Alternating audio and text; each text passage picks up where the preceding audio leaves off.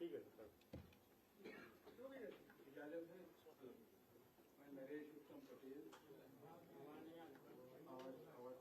नरेश उत्तम पटेल, प्रदेश अध्यक्ष समाजवादी पार्टी, आप सबको नमस्कार। और मेरे साथ आज की प्रेस वार्ता में है समाजवादी व्यापार सभा के प्रदेश अध्यक्ष, मेरे दाहिनी तरफ श्री प्रदीप जायसवाल जी, समाजवादी व्यापार सभा के प्रदेश के उपाध्यक्ष अभिमन्यु गुप्ता जी, व्यापार सभा के उपाध्यक्ष अजय सूद जी और व्यापार सभा के उपाध्यक्ष विजय जायसवाल जी और व्यापार सभा के प्रमुख महासचिव यासिर सिद्दीकी जी। हम लोग आपके बीच में उत्तर प्रदेश के सरकार द्वारा जो जनता और जनप्रतिनिधियों के साथ, समाज के सभी वर्गों के साथ जो अन्याय किया जा रहा है, उस संदर्भ में आपके समक्ष अपनी बात रखना चाहते हैं।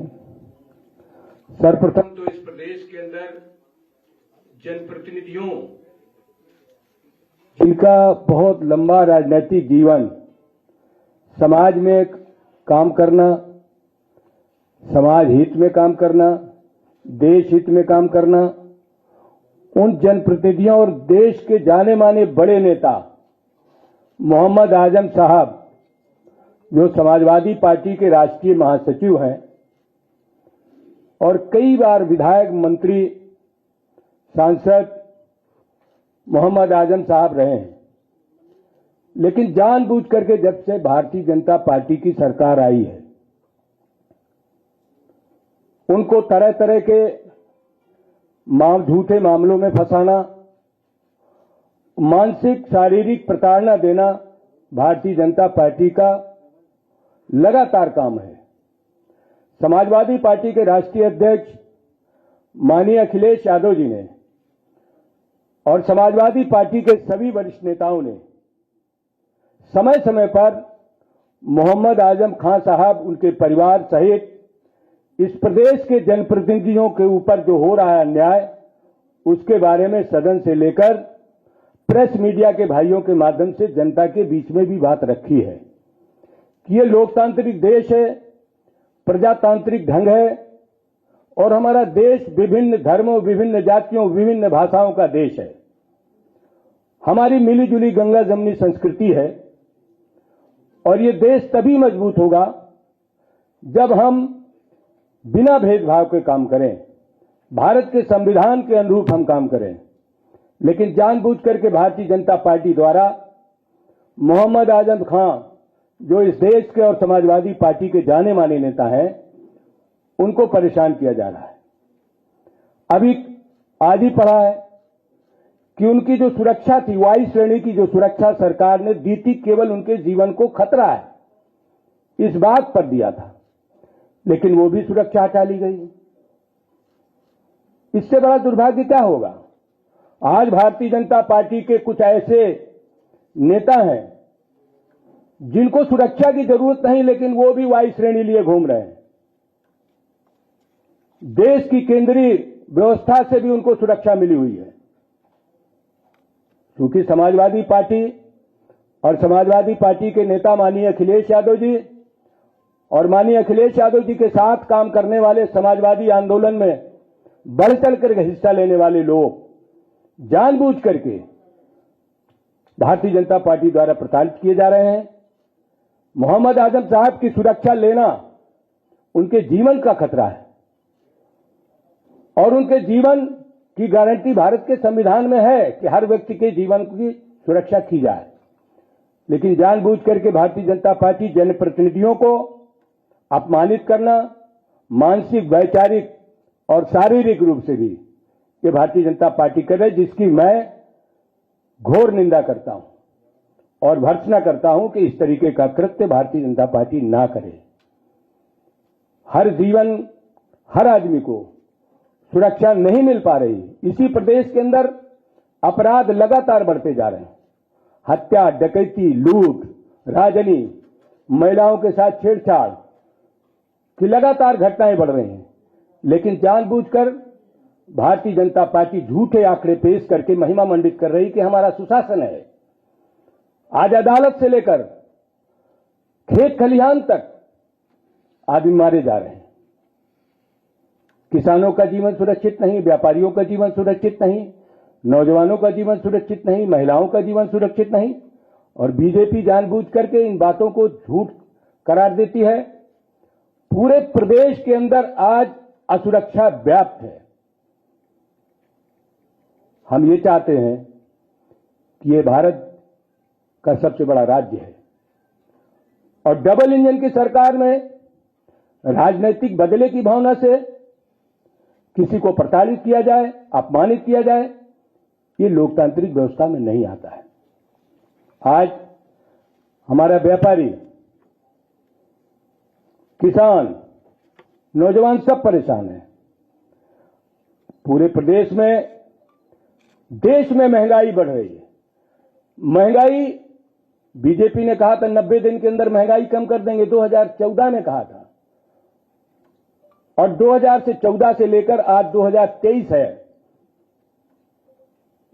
इन इतने वर्षों में महंगाई कहां चली गई? उससे आप लोग भी पीड़ित होंगे। दिन दूना रात चौगुना महंगाई बढ़ती जा रही है। किसान अपनी फसल का मूल्य नहीं पा रहा, उसको लागत मूल्य भी नहीं मिल रहा। लेकिन जो किसान द्वारा पैदा की गई चीजें हैं, और जब वो बाजार में बिचौलियों के हाथों चले जाते हैं, चाहे वो खाद्यान्न हो, चाहे फल सब्जियां हो, चाहे तिलहन हो, दलहन हो, उनका दाम आसमान में चला जा रहा है। गेहूं का किसान अपने लागत मूल्य के लिए लाठियां खा रहा है। गन्ने का किसान अपने बकाये के लिए लाठियां खा रहा है। फर्जी मुकदमों में फंसाया जा रहा है। एमएसपी जो सरकार को देना चाहिए तो वो भी नहीं दे पा रही है। जो किसानों का इतनी मेहनत के बाद गन्ना सप्लाई करने के बाद उनका करोड़ों रुपए, हजारों करोड़ रुपए बकाया है, लेकिन सरकार जानबूझ करके किसानों को प्रताड़ना दे रही है, परेशान कर रही है। किसान आवारा पशुओं से परेशान, किसानों के बच्चों को महंगी शिक्षा, महंगी दवा से सामना करना पड़ रहा है। आदमी का जीना दूभर हो गया महंगाई से, और हर आदमी की आमदनी लगातार घटती जा रही है। लेकिन भारतीय जनता पार्टी जानबूझ करके झूठे आंकड़े पेश करती है कि पर कैपिटा आमदनी बढ़ी है।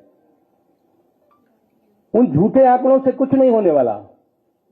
जब तक धरातल की बात, गरीब आदमी की बात सच नहीं आएगी, और वो सच तो वही लाएंगे, मीडिया के ही लोग लाते हैं। मीडिया में ही महंगाई छपी। अभी आपने टमाटर के बारे में देख लिया, टमाटर 150-200 रुपया किलो।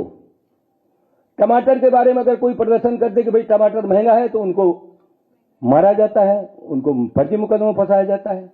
अगर महंगाई के सवाल पर गैस सिलेंडर लेकर के महिलाएं हमारी आंदोलन करती हैं, उनको प्रताड़ित करना, जानबूझ करके कोई वस्तु बाजार में जानबूझ करके महंगी कर देना।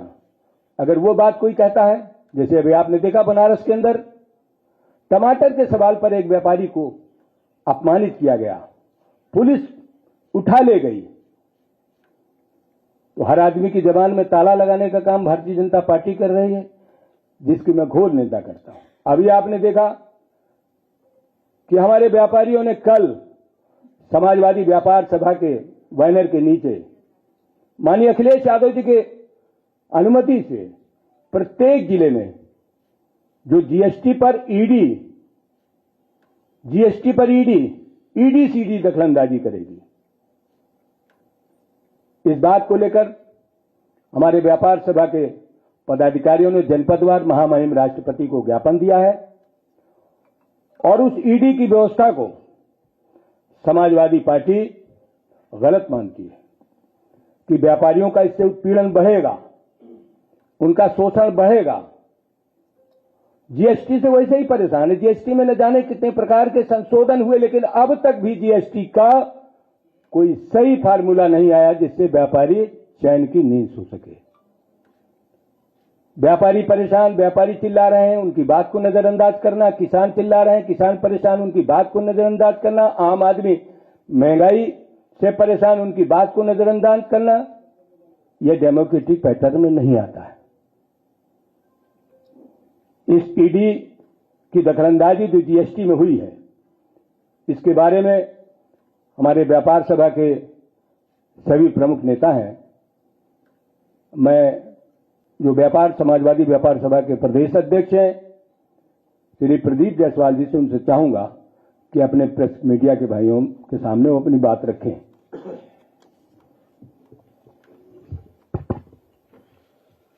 नमस्कार साथियों, मैं प्रदीप जायसवाल वाराणसी का रहने वाला हूं और माननीय राष्ट्रीय अध्यक्ष एवं प्रदेश अध्यक्ष जी के निर्देश पर समाजवादी व्यापार सभा के प्रदेश अध्यक्ष के रूप में व्यापारियों का आवाज उठा रहा हूं।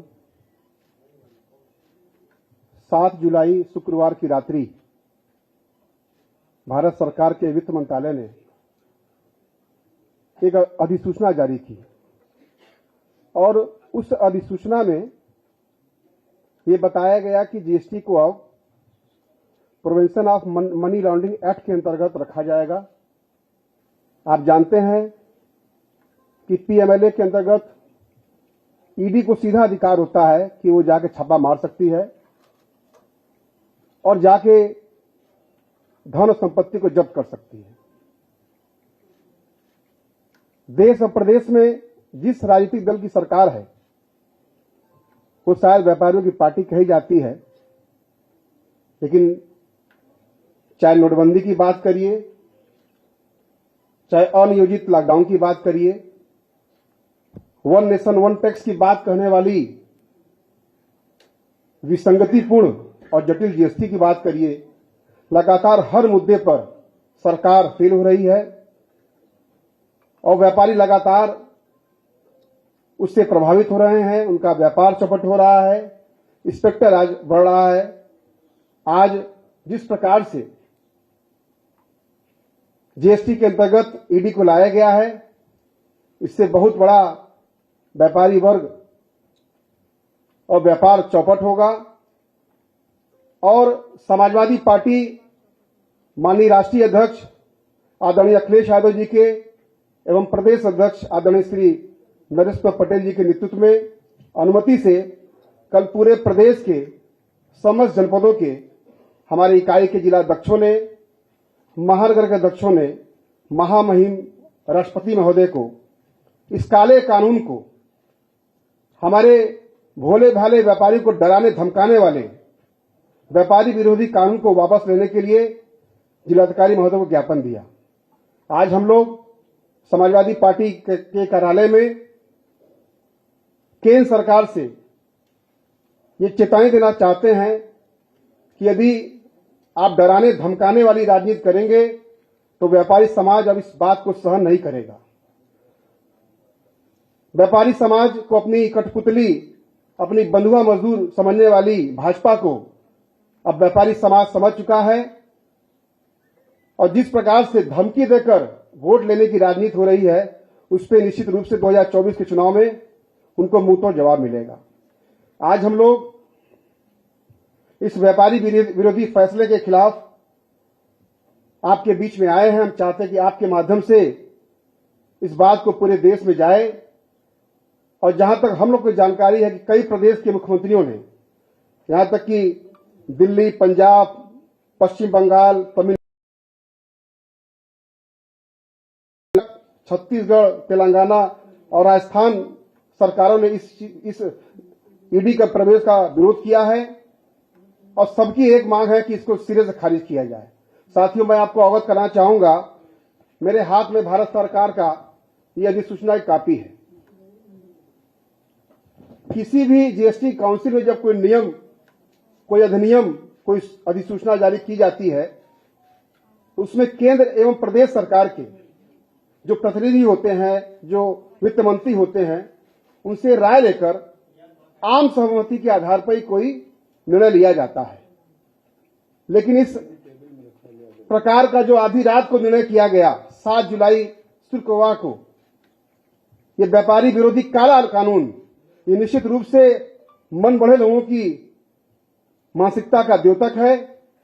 समाजवादी पार्टी, समाजवादी व्यापार सभा के अलावा पूरे प्रदेश में सभी व्यापारिक संगठन इसका विरोध कर रहे हैं, कई सरकारें विरोध कर रही हैं। इस राजपत्र को अगर आप ध्यान से देखेंगे, इसमें कोई सीमा नहीं लिखी है कि कोई 200 रुपया का टैक्स चोरी का अगर पकड़ा जाता है या 2000 का पकड़ा जाता है या 2 लाख का पकड़ा जाता है तो उस पर ईडी प्रभावी होगी। ये सीधे सीधे मन बढ़ने का एक कार्य कराएगा, इंस्पेक्टर राज बढ़ेगा। व्यापारी इसकी धमकी देकर हमारे भोले भाले व्यापारियों का उत्पीड़न करेंगे, दोहन करेंगे, शोषण करेंगे। आप जानते हैं कि पूरे प्रदेश में व्यापारियों के साथ चाहे सेल टैक्स की बात हो, चाहे इनकम टैक्स की बात हो, चाहे बाढ़ माफ की बात हो, चाहे खाद्य सुरक्षा की बात हो, तमाम सरकारी विभाग उनका शोषण करने का लगातार काम कर रहे हैं। भ्रष्टाचार बढ़ा है, यहां तक कि व्यापारियों के साथ लूट, हत्या, अपहरण जैसी बड़ी घटनाएं भी प्रदेश में लगातार सुनने में आ रही हैं। मैं इस प्रेस कॉन्फ्रेंस के माध्यम से उत्तर प्रदेश के और देश के पूरे व्यापारी समाज को ये कहना चाहूंगा और बताना चाहूंगा, कब तक आप किसी के कार्ड के लू बनकर रहेंगे। आप अपने वोट की ताकत को पहचानिए और अपने आत्मसम्मान को देखते हुए, अपने व्यापार, अपने बच्चों के भविष्य को देखते हुए इस काले कानून का खुलकर विरोध करिए और इस काले कानून को वापस करिए। इस ईडी के माध्यम से ईडी को अधिकार होगा कि आपके किसी भी संपत्ति को वो गैर कानूनी कमाई बताकर उसको जब्त कर लेंगे। और मैं बताना चाहूंगा, ईडी के अंतर्गत आपको तत्काल गिरफ्तार, हमारे व्यापारी साथियों को तत्काल गिरफ्तार करके जेल भेज दिया जाएगा। और ईडी के अंतर्गत जब कोई जेल जाता है तो 6 महीने के पहले जमानत नहीं होती है और सुनवाई भी यदि कहीं होती है तो सीधे सुप्रीम कोर्ट में होती है। ये बहुत ही भय करने वाला निर्णय है। व्यापारी साथियों को धमकाकर राजनीति करने की बात सरकार की मंशा है और मुझे लगता है कि इस काले कानून से जितने भी गैर भाजपा दल से प्रभावित या समर्थक हमारे व्यापारी साथी होंगे, उनको खोज कर इस काले कानून के आधार पर उनको जेल में बंद करने का काम करेगी। ऐसे इस व्यापारी विरोधी काले कानून का समाजवादी पार्टी, समाजवादी व्यापार सभा पुरजोर विरोध करती है और मांग करती है केंद्र सरकार के वित्त मंत्री से कि व्यापारी हित में, व्यापारी सम्मान में आपको इस निर्णय को वापस लेना होगा, वरना समाजवादी पार्टी और उसके संगठन के लोग, समाजवादी व्यापार सभा के लोग सड़क से संसद तक लोकतांत्रिक लड़ाई लड़ने के लिए कमर कस चुके हैं। इसकी शुरुआत, जैसा कि मैंने आपको बताया कि कल ज्ञापन पत्र के माध्यम से हम लोगों ने कर दिया है और आगे भी माननीय राष्ट्रीय अध्यक्ष, माननीय प्रदेश अध्यक्ष की अनुमति से, सहमति से हम लोग आगे कार्यक्रम तय करेंगे। एक कहावत है कि जबरा मारे रोए न दे। व्यापारी समाज में कोई जाति बिरादरी नहीं होती है। व्यापारी समाज हमारे देश और प्रदेश की अर्थव्यवस्था की रीढ़ की हड्डी होती है। उसकी मेहनत की कमाई से सरकार को टैक्स मिलता है और देश और प्रदेश में विकास कार्य होता है। लेकिन जिस प्रकार से बदले की भावना से, धमकाने की भावना से राजनीति की जा रही है, इसकी निंदा हम लोग करते हैं, विरोध करते हैं और मांग करते हैं कि इस काले कानून को वापस किया जाए। साथ ही साथ इस प्रेस वार्ता के माध्यम से आपको हम बताना चाहेंगे कि अभी उत्तर प्रदेश में नहीं, पूरे देश में फर्म सत्यापन के नाम पर, आपके रजिस्ट्रेशन वेरिफिकेशन के नाम पर पूरे देश में SGST यानी कि स्टेट GST के अधिकारियों द्वारा एवं CGST केंद्र सरकार के सेंट्रल GST के अधिकारी द्वारा लगातार हमारे भोले भाले व्यापारियों को बुलाकर उनको कार्यालय में उनका उत्पीड़न और शोषण करने का काम हो रहा है। और उस पर यार ईडी का दखल करना ये कोड़ में कहा काम करेगा, इसकी हम लोग घोर निंदा करते हैं। हम लोग इस प्रेस वार्ता के माध्यम से ये भी कहना चाहेंगे और सरकार से मांग करेंगे, ईडी की दखलंदाजी समाप्त की जाए। फर्म सत्यापन के नाम पर जो उत्पीड़न है उसको बंद किया जाए। साथ ही साथ हमारे जो खुदरा फुटकर व्यापारी हमारा है, जिस प्रकार से सरकार ऑनलाइन मार्केटिंग का बढ़ावा दे रही है, समाजवादी पार्टी के लोग, हमारे व्यापार सभा के लोग सहित पूरे उत्तर प्रदेश के व्यापार मंडल के लोग इसका विरोध करते हैं। क्योंकि जिस प्रकार से ऑनलाइन मार्केटिंग का बाजार बढ़ रहा है, हमारा छोटा फुटकर खुमचा रेहड़ी वाला दुकानदार इससे प्रभावित हो रहा है। बाजार के बाजार खत्म हो जा रहे हैं, कोई दुकान में चलने वाला नहीं है। इसलिए इस वार्ता के माध्यम से हम केंद्र सरकार से मांग करेंगे कि ऑनलाइन मार्केटिंग पर भी प्रभावी अंकुश लगाने का काम करे और हमारे मेहनतकश ईमानदार व्यापारी जो लगातार टैक्स देकर इस देश की सेवा करते हैं, उनकी भावनाओं को समझा जाए। धन्यवाद।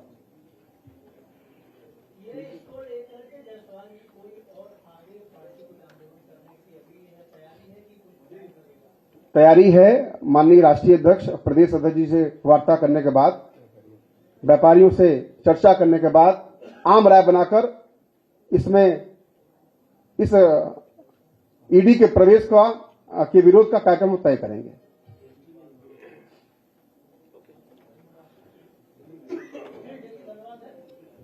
प्रदेश अध्यक्ष जी, इस प्रेस वार्ता से इतर सवाल, नई जो सूची आने वाली है, नई कार्यकारिणी के गठन की जो सूचना है, इसमें कितनी सत्यता है, क्या है? किसकी? आने वाले जो चुनाव को लेकर जो संगठन के नए बदलाव और नई चीजों को लेकर जो आ रही है, उसे लेकर क्या है? आज राष्ट्रीय अध्यक्ष जी गए भी थे शिवपाल यादव जी के घर पे, तो क्या कुछ बात करने गए थे या क्या था? वो तो आपको हमसे ज्यादा जानकारी हो गई होगी, लेकिन समाजवादी पार्टी बूथ स्तर पर तो भारत निर्वाचन आयोग द्वारा 2023 5 जनवरी को मतदाता सूची प्रकाशित की गई है। वह मतदाता सूची और 2022 के विधानसभा चुनाव में प्रकाशित मतदाता सूची में भारी अंतर है और लगातार सरकार के कुछ अधिकारियों के अघोषित निर्देश पर मतदाता सूची में बड़े पैमाने पर हेरफेर हो रही है। इस बात को समाजवादी पार्टी के राष्ट्रीय नेतृत्व ने आप सबके माध्यम से और देश के भारत के निर्वाचन आयोग के सामने बात रखा कि भाई मतदाता का मताधिकार कैसे आप छीन लेंगे? जो आदमी अपने स्थान पर, निवास स्थान पर रह रहा है, जीवित है, आप उसको मतदाता सूची से वंचित करा दे रहे हैं। चुनाव आयोग ने संज्ञान लिया कि आप जो कह रहे हैं उसके कोई तथ्य होने चाहिए। समाजवादी पार्टी के राष्ट्रीय अध्यक्ष जी, प्रमुख महासचिव माननीय प्रोफेसर साहब ने 18,000 नाम एक उदाहरण के तौर पर निर्वाचन आयोग को दिया कि अभी हमने एक ही लिस्ट छटवाई है, उसमें 18,000 नाम गायब हैं, आप इसकी तहकीकात करो। तब से निर्वाचन आयोग ने नहीं कोई बात कही। समाजवादी पार्टी प्रत्येक बूथ में मतदाता सूची को चेक कराने का काम कर रही, छूटे हुए मतदाताओं के नाम जोड़ने का काम, प्रपत्र जो निर्धारित प्रपत्र हैं उनमें भरने का काम ऑनलाइन ऑफलाइन कर रही है। जानबूझ करके मताधिकार का प्रयोग न करने देना लोकतंत्र के लिए सबसे बड़ा खतरा हो गया है। समाजवादी पार्टी बूथ स्तर पर अपने संगठन के माध्यम से इस काम को अंजाम दे रही है और यही हमारा लोकतंत्र का जब महापर्व आता है, हम सब लोग मतदान करने जाते हैं, उसमें जब कुछ भाई बहन हमारे रह जाते हैं तो कितना अटपटा लगता है कि एक घर में 5 वोट हैं, उस पर 3 वोट डाले, 2 वोट रह गए। तो ये जो गड़बड़ियां हैं, इन गड़बड़ियों की वजह से रिजल्ट में भारी अंतर होता है।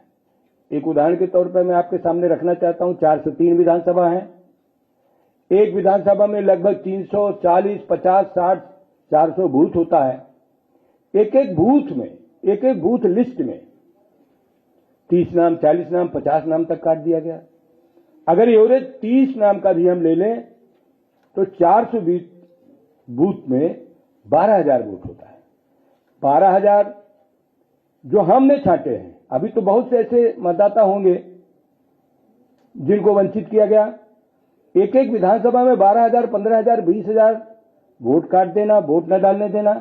इसके बाद जिस दिन मतदान हो उसके बाद पीठासीन अधिकारी को कोई दूसरी मतदाता सूची उपलब्ध कराना, प्रत्याशी को कोई दूसरी उपलब्ध कराना, दोनों में अंतर इस अंतर से चुनाव परिणाम पारदर्शी नहीं आता है। अभी आपने देखा, आपने छापा भी है, सब अखबारों में, चैनल में भी चला कि निर्वाचन आयोग समय समय पर पोलिंग स्टेशन पर संशोधन कर रहा है। 2022 के पहले एक बूथ में मिनिमम 1500 मतदाता होते थे, लेकिन 2022 का जो विधानसभा का चुनाव हुआ उसमें निर्वाचन आयोग ने 1500 की संख्या को 1200 कर दिया। स्वाभाविक है, मतदान केंद्र बढ़ गए, बूथ बढ़ गए, और फिर 2024 का जो लोकसभा का चुनाव होने वाला है, उस चुनाव में फिर निर्वाचन आयोग ने कह दिया कि अब 1200 नहीं, अब फिर 1500 होगा। तो जो बूथ लिस्ट थी वो भी परिवर्तित हो गई। हम बूथ का सिस्टम बनाते हैं, चुनाव आयोग ने नया फरमान जारी कर दिया। हमारी पार्टी ने निर्वाचन आयोग के सामने प्रत्यावेदन देकर के विरोध प्रकट किया कि आप 1 साल के अंदर इतना भारी परिवर्तन कर रहे हैं, क्यों कर रहे हैं? जानबूझ करके बीएलओ के माध्यम से नहीं, बीएलओ के बाद जब बीआरसी के पास फॉर्म, जो नए नामों को जोड़ने का, नामों में शुद्धि करने का, स्थान परिवर्तन का जब फॉर्म जाता है, तो वो जो फीड का सेंटर होता है, फीडिंग का, वहां भी गड़बड़ी की जाती है। हम लगातार निर्वाचन आयोग के माध्यम से अपनी बात कह रहे हैं कि भाई ये काम मत करो, किसी को मतदान से मत रोको। मतदान रोकना सबसे बड़ा पाप है। आप उसको वंचित न करो, मतदान करने दो, स्वतंत्र मतदान हो और निष्पक्ष मतदान हो। आप ब्यूरोक्रेसी का बेजा इस्तेमाल करके, पुलिस का बेजा इस्तेमाल करके तो करते ही हैं। लालच दे के बीजेपी करती हो एक अलग बात है, लेकिन मतदाता को मतदान न करने देना, मतदाता को मतदाता सूची से वंचित करना, यह घोर अन्याय है। इसकी समाजवादी पार्टी ने समय समय पर निर्वाचन आयोग पर बात रखी है और मीडिया के भाइयों ने इस बात को बहुत बलपूर्वक दिया है, और यही हमारा चौथे स्तंभ का भी कर्तव्य है, हमारा भी कर्तव्य है। हम सब लोग कोशिश करें कि प्रत्येक मतदाता को मतदान करने का अवसर मिले, मतदाता सूची में वो एनरोल्ड हो। अगर वो स्थान प्लेस चेंज करना चाहता है तो अपना चेंज करा ले, अगर उसके नाम में संशोधन है वो नाम करा ले। तो इस काम को ही समाजवादी पार्टी प्रमुख रूप से अभी वर्तमान समय में टेकअप कर रही है, और इन सब बातों के बाद हम अपना संगठन, अपना सेक्टर बूथ, अपना विधानसभा, अपना लोकसभा, ये जो भी हमारे पदाधिकारी होंगे उनको उनकी जिम्मेदारी देंगे।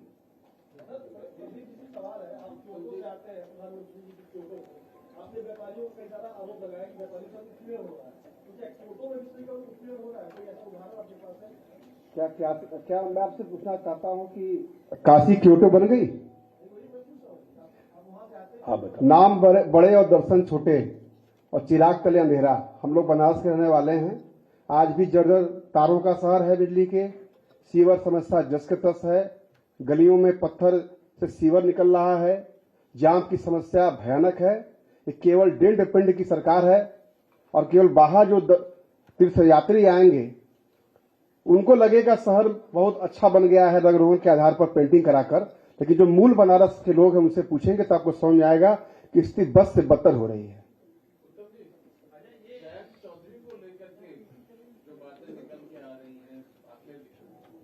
आप सब लोगों की बात कब हुई है? क्या आगे इस बार 2024 में सीट का तालमेल क्या रहेगा? अभी विधान परिषद का उत्तर प्रदेश में चुनाव हुआ, थोड़ा दिन हुआ है।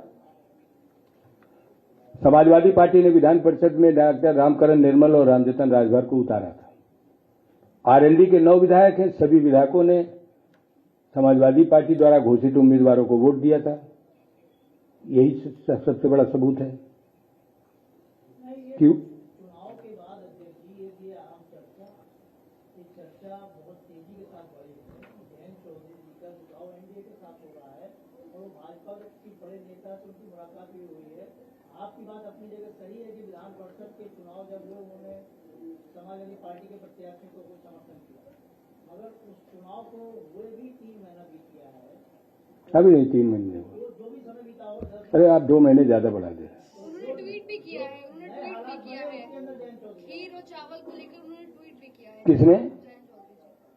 तो मेरी जानकारी है समाजवादी पार्टी और राष्ट्रीय लोकदल चौधरी चरण सिंह जी के विचारों सिद्धांतों पर चल रही है और चौधरी चरण सिंह जी के विचारों को दोनों दल मिलकर मजबूत कर रहे हैं और मजबूत होंगे।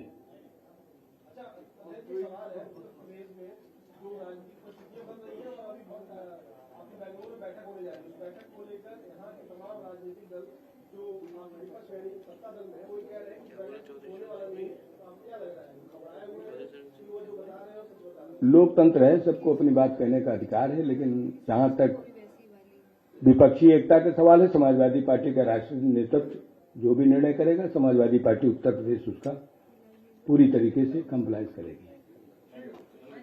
धन्यवाद आप सबका।